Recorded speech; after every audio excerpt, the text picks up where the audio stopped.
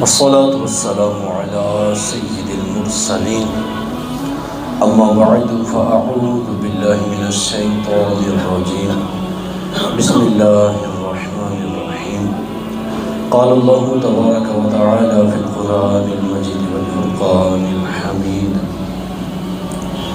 إياك نعبد وإياك نستعين وقال الله تبارك وتعالى في مقام آخر إن الله وملائكته يصلون على النبي يا أيها الذين آمنوا صلوا عليه وسلموا تسليما الصلاة والسلام عليك يا رسول الله وعلى آلك وأصحابك يا حبيب الله الصلاة والسلام عليك يا نبي الله وعلى آلك وأصحابك يا نور الله مولاي صل وسلم دائما أبدا على حبيبك خير الخلق كلهم هو الحبيب الذي ترجى شفاعته لكل هول من الأهوال مقتهم يا رب بالمصطفى بلغ مقاصدنا واغفر لنا ما مضى يا واسع الكرم. مختصر حمد و صلوات کے بعد اللہ جل شانہ کا بڑا احسان، رجب المرجب کا مہینہ یہ شروع ہو چکا ہے۔ رجب اس کے متعلق حدیث مبارکہ کے اندر آتا ہے، حضور علیہ السلام ارشاد فرماتے ہیں رجب شہر اللہ، رجب یہ اللہ کا مہینہ ہے، اور اس سے آگے جو مہینہ آ رہا ہے وہ ہے شعبان۔ اس کے متعلق حضور فرماتے ہیں شعبان شہری، شعبان میرا مہینہ ہے۔ اس سے آگے آتا ہے رمضان مبارک، تو حضور نے فرمایا ورمضان شہر امتی، رمضان میری امت کا مہینہ ہے۔ تو ہمارے پاس رجب المرجب کا مہینہ یہ تشریف لا چکا ہے، بیج بونے کا مہینہ ہے۔ اس مہینے کے اندر جیسے بندہ ہوتا ہے نا، جو زمیندار ہوتے ہیں ان کا ایک خاص ٹائم ہوتا ہے جس میں بیج بویا جائے، پھر پانی دیا جائے، پھر دیگر کھادیں وغیرہ ڈالی جاتی ہیں، تو آہستہ آہستہ کر کے ان کی کھیتی بڑھنا شروع ہو جاتی ہے۔ تو رجب کے متعلق آتا ہے کہ یہ بیج بونے کا مہینہ ہے، عبادت کا بیج اس میں بو دیا جائے، عبادت اس میں بندہ کرنا شروع ہو جائے، اور پھر آہستہ آہستہ اس کی روٹین بناتا جائے۔ پھر آگے شعبان المعظم کا مہینہ آتا ہے، اس میں پانی لگائے، پانی سے مراد مزید اس میں استقامت اختیار کرتا جائے، رمضان کے اندر جا کر اپنی کھیتی بندہ کاٹ لے۔ تو رجب کا مہینہ ہمارے پاس آ گیا، اللہ کا مہینہ ہمارے پاس آ گیا، اس کے اندر بڑھ چڑھ کر عبادت کرنی چاہیے، ریاضت کرنی چاہیے۔ اگر پہلے سستی تھی فرائض میں تو فرائض کو ہم اپنے بھرپور طریقے سے ادا کریں، اور اگر فرائض ادا کر رہے ہیں تو نوافل کی طرف بڑھیں، ذکر و اذکار کی طرف بڑھیں، درود پاک کی طرف بڑھیں، رب کا ذکر کرنے کی طرف بڑھیں، استغفار کی طرف بڑھیں۔ اللہ تبارک و تعالیٰ نے جو چیزیں ہمارے اوپر لازم کی ہیں، چاہے وہ فرض ہیں چاہے نوافل کے درجے میں آتے ہیں، ان کو ادا کرنے کی کوشش کریں۔ اللہ تبارک و تعالیٰ ہمیں توفیق عمل سے نوازے۔ شروع میں آیت مبارکہ میں نے پڑھی، سورہ فاتحہ ہی کی آیات تقریباً 3 سے 4 جمعے ہو گئے ہیں، اس کی ابتدا سے ہم مختلف ٹاپک لے کر آیات لے کر چل رہے ہیں۔ اللہ جل شانہ ارشاد فرماتا ہے ایاک نعبد و ایاک نستعین، اے مولا ہم تیری ہی عبادت کرتے ہیں اور تجھ ہی سے مدد مانگتے ہیں۔ عبادت کرنی ہے تو رب کی کرنی ہے، مدد مانگنی ہے تو وہ بھی رب ہی سے مانگنی ہے۔ اب عبادت ہے کیا، کسے کہتے ہیں، مدد ہے کیا، یہ کسے کہتے ہیں، ان کے متعلق کچھ باتیں آج کے اس بیان میں عرض کروں گا۔ عبادت کے متعلق یہ ہے، علماء نے اس کی کئی ایک تعریفات بیان کی، اس چیز کو عبادت کہتے ہیں، اس چیز کو عبادت کہتے ہیں، لیکن ان سب کا اگر نچوڑ نکالا جائے تو وہ یہ بنتا ہے کہ جو چیز جس چیز سے شریعت نے منع نہ کیا ہو، اس کام کو، اس چیز کو اللہ کی رضا کے لیے کرنا، اللہ کی خوشنودی کے لیے کرنا، رب کو راضی کرنے کے لیے کرنا، یہ عبادت ہے۔ ہم دیکھ لیں، نماز ہے، تو اللہ تبارک و تعالیٰ کی رضا مل رہی ہے، اور شریعت نے منع نہیں کہ ہم اس کو ادا کرتے ہیں، یہ عبادت ہے۔ دو پہلو بتائے، شریعت نے منع نہ کیا ہو، اور دوسری چیز اللہ کو راضی کرنے کے لیے وہ کام کیا جائے تو عبادت ہوگا۔ اب مثال کے طور پر کوئی بندہ ہے، وہ چوری کرتا ہے، اور اس سے جب کہا جائے کہ بھائی چوری نہ کر، تو وہ کہے نہیں جی نہیں، چوری میں اس لیے کرتا ہوں تاکہ اس چوری سے جو پیسہ مجھے حاصل ہوگا اس پیسے کے ذریعے میں غریبوں کی مدد کروں گا، جو غریب ہیں، جو محتاج ہیں، جو مسکین ہیں، جو فقیر ہیں، جو یتیم ہیں، میں ان کی سرپرستی اس پیسے کے ذریعے سے کرتا ہوں۔ امیروں نے جو پیسہ لوٹا ہوا ہے، یا امیر نہیں ہے جو بھی ہے، میں ایک سے پیسہ لوٹتا ہوں، ایک سے پیسہ چھینتا ہوں، دوسرے کو جا کر غریب کو دے دیتا ہوں، تو اب اپنی طرف سے تو وہ اچھی نیت کر رہا ہے اس کے اندر کہ میں مال لوں گا ایک سے، جس کے پاس زیادہ ہے اس سے لے لیا، دوسرے کو دے دیا، لیکن یہ عبادت نہیں ہوگا۔ کیوں؟ کیونکہ شریعت نے کیا کہا ہے کہ وہ چیز کہ جو شریعت میں منع نہ ہو وہ عبادت میں آئے گی، جبکہ ساتھ میں دوسری چیز بھی ایڈ کر لی جائے۔ چوری کرنا تو شریعت میں ہے ہی منع، دوسرے کا مال چھیننا، دوسرے کے مال پر ناحق نظر رکھنا شریعت میں ہے ہی منع۔ جب منع ہے تو اب اس چیز کی طرف نہیں جایا جائے گا۔ اور اگر کوئی بندہ چوری کے اندر اسی طریقے سے کوئی اور چیز جس کو شریعت نے منع کیا ہے اس کے اندر کوئی اچھی نیت کر بھی لیتا ہے، اس کے باوجود وہ چیز عبادت نہیں کہلائے گی، ثواب نہیں ملے گا، بلکہ کئی ایک مقامات ایسے بن جاتے ہیں، کئی ایک صورتیں ایسی بن جاتی ہیں کہ اگر بندہ گناہ کے اندر اچھی نیت کر لے تو بندہ کافر بھی ہو جاتا ہے، کئی ایک صورتیں ایسی بن جاتی ہیں، تو لہٰذا اس سے بچ کے رہنا چاہیے۔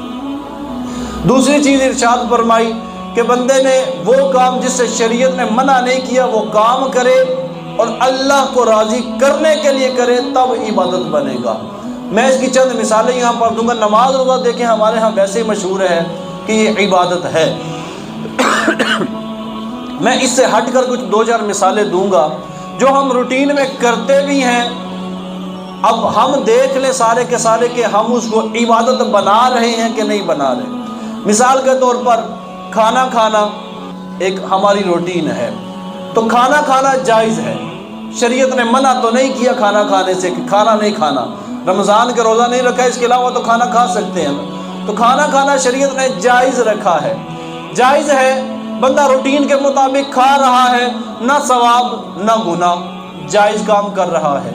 لیکن اگر اسی کام کو کھانا تھا جائز، اس کے اندر بندہ اللہ تبارک و تعالیٰ کی رضا کی نیت کر لیتا ہے، میں کھانا اس لیے کھا رہا ہوں تاکہ رب کی رضا حاصل ہو، کھانے سے جو جسم میں قوت آئے گی اس کے ذریعے سے میں نماز ادا کروں گا، اس کے ذریعے سے میں حلال کاروبار کروں گا، اس کے ذریعے سے میں ذکر اللہ کروں گا، اس کے ذریعے سے میں استغفار کروں گا، اس کے ذریعے سے میں رب کا نام لوں گا، اس کے ذریعے سے میں نعتیں پڑھوں گا، اس کے ذریعے سے میں نیک اعمال کروں گا۔ اب یہ جو کھانا کھایا جو پہلے بھی کھا رہا تھا جائز تھا، ثواب نہیں مل رہا تھا، اگر یہ نیت کر کے بندہ کھانا کھاتا ہے تو روٹی تو وہی ہے جو پہلے کھا رہا تھا، لیکن پہلے اس پر ثواب نہیں مل رہا تھا، اب یہ عبادت بن جائے گا، ثواب ملنا شروع ہو جائے گا۔ اسی طریقے سے بندہ ہر روز دکان کو کھولتا ہے، جو دہاڑی دار ہے وہ دہاڑی پہ جاتا ہے، جو ریڑھی والا ہے وہ ریڑھی لگاتا ہے، مقصد کیا ہے کہ یار جاؤں گا کچھ پیسے کماؤں گا تو کچھ کھاؤں پیوں گا، بچوں کو کھلاؤں گا، بڑا جائز کام ہے، درست کام ہے، اگر جائز طریقے سے اسے کیا جائے کوئی مسئلہ نہیں، لیکن ثواب کب ملے گا؟ ثواب اسی وقت ملے گا بندہ خود کھا رہا ہے، بچوں کو کھلا رہا ہے، ایک روٹین ہے، میرا خون ہے، میرا بیٹا ہے، میری بیوی ہے، میری ماں ہے، میں ان کو کھلا رہا ہوں، یہ ایک عادت ہے، عادت سے کھلا رہے تو یہ ایک الگ بات ہے۔ علماء فرماتے ہیں کہ عبادت میں اور عادت میں فرق رکھنا چاہیے، کہ عبادت ہوتی ہی وہ ہے جو عادت سے ہٹ کر کی جائے، عادت ہے دکان کھولنا، عادت ہے مزدوری کرنا، عادت ہے ریڑھی لگانا، عادت ہے کاروبار کرنا، یہ عادت ہے، لیکن اگر اس عادت کے اندر بندہ اپنی نیت اچھی کر لے کہ میں اس لیے کھلا رہا ہوں، اس لیے کرنے لگا ہوں، رب کا حکم ہے حلال روزی کماؤں گا، حرام سے بچوں گا، ناجائز طریقے سے بچوں گا، دھوکہ دینے سے بچوں گا، جھوٹ بولنے سے بچوں گا، فریب کرنے سے بچوں گا، اب یہ جو اس کی عادت تھی یہ عبادت کے اندر آ جائے گی۔ تو ہمیشہ عبادت جب بھی کرنی ہے تو کس کے لیے؟ اللہ تبارک و تعالیٰ کے لیے۔ دو چیزیں بیان کی نا عبادت کی تعریف میں، ایک تو یہ کہ وہ کام جو شریعت نے منع نہ کیا ہو وہ کرنا ہے، اور پھر دوسری چیز وہ اللہ تبارک و تعالیٰ کی رضا کے لیے کرنا ہے۔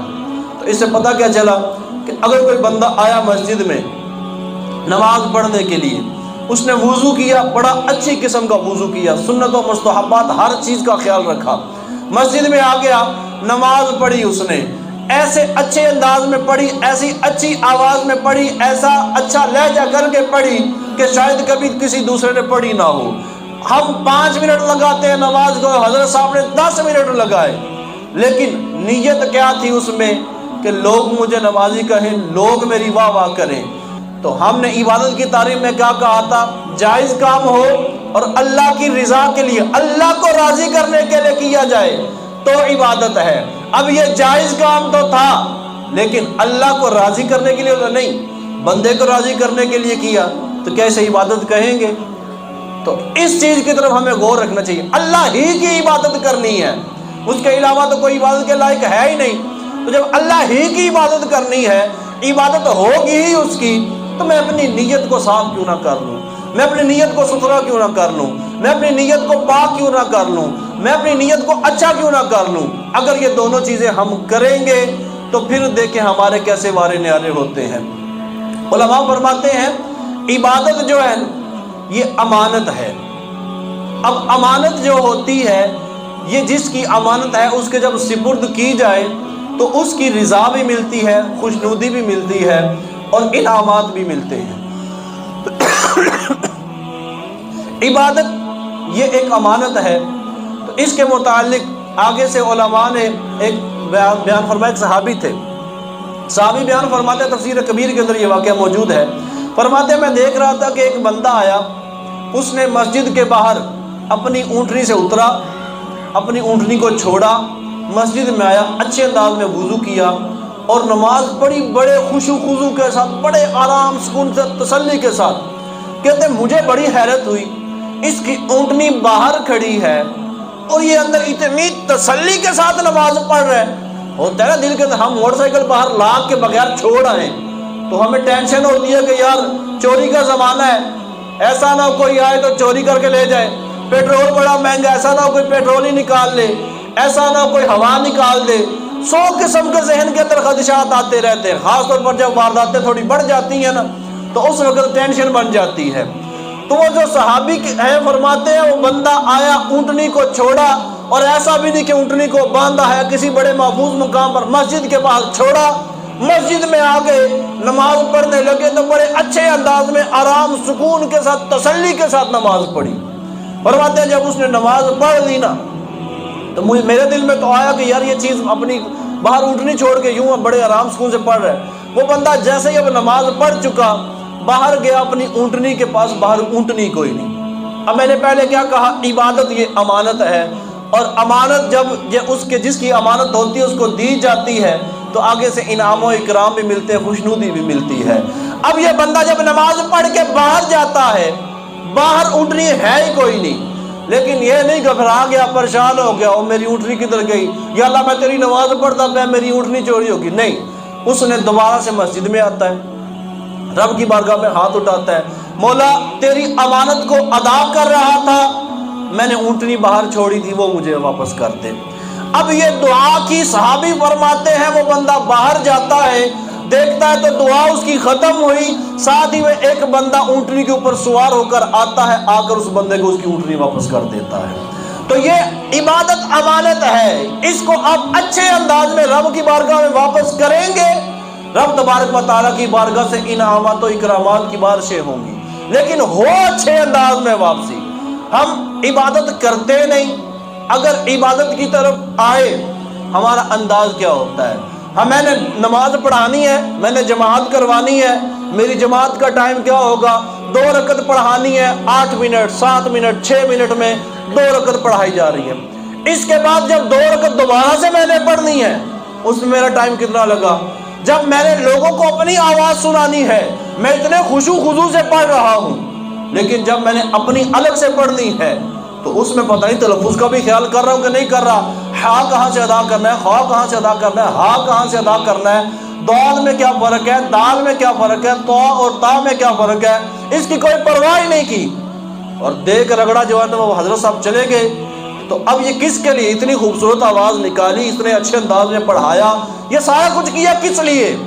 تو ہم بھی مسجد میں دیگر بھی جو آتے ہیں ہم غور کر لیں، رب کی عبادت کے لیے آئے نا، اب آگے مسجد میں بس اوقات کیا ہوتا ہے، میں اپنے الفاظ میں ان کو کہتا ہوں ہم ٹکرے مار کے چلے جاتے ہیں۔ ٹکرے مارنے والا انداز نہیں ہونا چاہیے۔ آگے اب رب کی بارگاہ میں جب آگے تو تسلی کے ساتھ یار کھڑے تو ہو جاؤ، رب کا نام لینا ہے تو ایک اچھے انداز میں بندہ لے تو صحیح۔ دیکھیں جو پہلے میں نے مثال بیان کی نا، وہ صرف ہے دل کو چوٹ لگانے کے لیے کہ جب اونچی آواز میں قرات کی، عمومی طور پر عادت یہی ہوتی ہے، اونچی آواز میں بندہ اچھی قرات کرتا ہے، آہستہ آواز میں بندہ اپنی وہ طرز نہیں لگا پاتا۔ آہستہ آواز میں کم از کم اتنا تو پڑھے کہ بندے کے تلفظ صحیح ادا ہوں، الفاظ صحیح ادا ہوں۔ اچھا آگے تو اب جب رب کا نام لے رہے ہیں، رب کو یاد کرنے کے لیے آ گئے، تو ذرا اچھے انداز میں رب کو یاد تو کر لے، رب تبارک و تعالیٰ کا نام تو لے لیں۔ اب ایسا تو نہ ہو کہ لفظ ہے سبحانک اللہم و بحمدک و تبارک اسمک و تعالی جدک و لا الہ غیرک، اور اس کو میں کیسے پڑھوں؟ سبحانک اللہم و بحمدک و تبارک اسمک و تعالی جدک و لا الہ غیرک، یوں کر کے 2 سیکنڈ میں نے اس کو سارے کو پڑھ کے سائیڈ پہ کر دیا۔ اللہ کا نام آیا، میں اس کو بھی گول مول کر کے گزار گیا۔